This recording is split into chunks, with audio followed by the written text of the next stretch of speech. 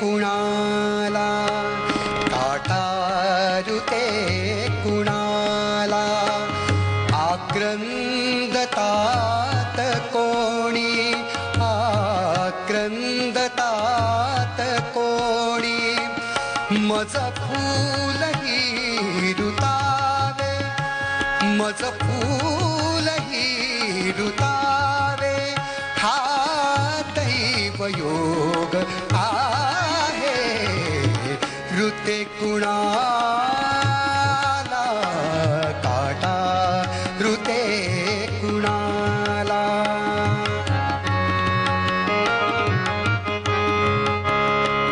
सांगू कशी कुणाला कळ आतल्याची वाची, सांगू कशी कुणाला कळ आतल्याची वाची, चिरदाह वेदनेचा, चिरदाह वेदनेचा, मज शाप हाच आहे ऋते कुणाला, काटा ऋते कुणाला, काटा ऋते कुणाला, काटा ऋते कुणाला. खूप छान झालं गाणं. रिलॅक्स आहात तुम्ही एकदम.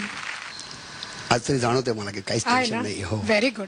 पण एक तुमच्याबद्दल गोष्ट आपण परीक्षकांना गाण्याबद्दल विचारायच्या आधी एक मला रामदासजींना एक आठवण सांगावीशी वाटते की अनेक वर्षापूर्वी तुम्ही एका संगीत नाटकाला गेला होतात, तुम्ही काम करत होतात आणि मला वाटतं सेट एकदम एक विंग पडायला येत होती आणि तेव्हा ऑडियन्समधनं एक माणूस आला आणि त्यांनी पटकन ती विंग पकडली, प्रसंगावधान त्यांनी दाखवलं.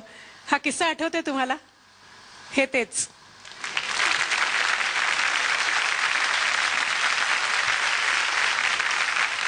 Thank you, thank you very much.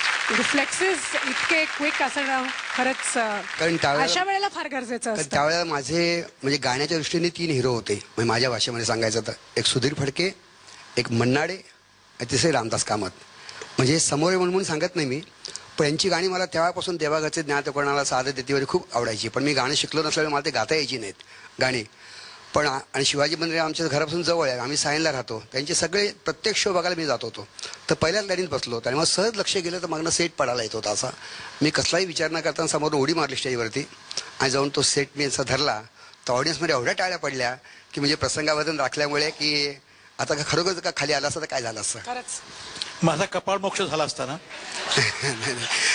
तुमचे आभार मानतो आता. थँक्यू. आता विचारूया परीक्षकांना गाण्याविषयी काय वाटतं. आपण रामदासजींपासूनच सुरुवात करूया. ही रेकॉर्ड काढली अभिषेक भाऊने. जरी माझं गाणं होत होतं ते त्याने रेकॉर्ड काढली. पण तुम्हाला जर माझं गाणं आवडतं किंवा माझं जर नाटक आवडायचं तर मग अभिषेक भाऊची नक्कल तुम्ही का करता? सुरुवात त्यांच्या रेकॉर्ड पण तुम्ही गायला सुरुवात केली. ते रेकॉर्ड पण जे ताण आहे तसे तुम्ही घेतले. तसं घ्यायला काय पाहिजे असं काही नाही. तुम्ही स्वतंत्र गा, माझ्यासारखं सुद्धा गाऊ नका, स्वतंत्रपणे गा. तुम्ही गाणं खूप चांगलं झालं मगाशी.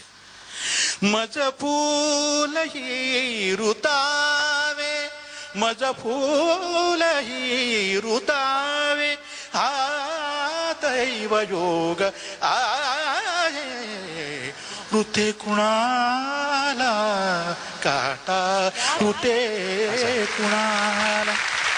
हे गाणं गाताना त्याच्या घशातनं हुंका येतो. तर केव्हा केव्हा मला असं वाटायचं की गाणं थोडंसं मला बेसूर व्हायचं. हुंका आल्या कारण मला ते सुरात गाणं व्हायचं नाही, पण थोडंसं बेसूर व्हायचं. मला वसंतराव सांगितलं रामदास असाच गायचा, थोडंसं बेसूर झालं तर हरकत, थोडं सूर ढळला तर हरकत नाही, पण भाव आला म्हणायला यायला पाहिजे. कोणी रडताना किंवा हुंका येताना तसा स्वच्छ सुरात गाणार नाही. सुरात गायला तो मग त्याला हुंका येणार नाही. ही त्याची एक माझी आठवण आहे. फक्त मला तुम्हाला सांगायचं की तुम्ही खूप चांगले गालात, खूप चांगले गालात. स्वतःच्या बुद्धीनं गा. त्या गाण्याचा जो अर्थ आहे तो अर्थ घेऊन तुम्ही मगाशी गायलात तसंच गा. मला तुमचं गाणं खूप आवडतं. Thank you sir. कुणाची तरी भक्ती करण्याचा एक भाव तुमच्यामध्ये अंतर्यामी आहे आणि ती भक्तीच तुम्हाला पुढे घेऊन जाईल असं मला वाटतं. थँक्यू.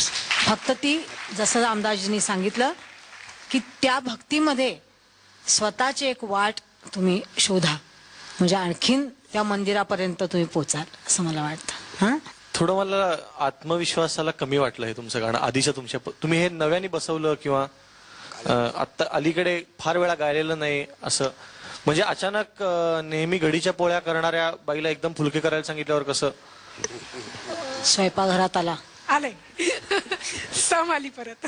तसं गाणं वाटलं, म्हणजे की काय जमेल की नाही कोणास ठाऊक बाई, असं असं तुमचा पहिल्यापासून अप्रोच होता की बहुतेक काहीतरी गडबड होईल की काय.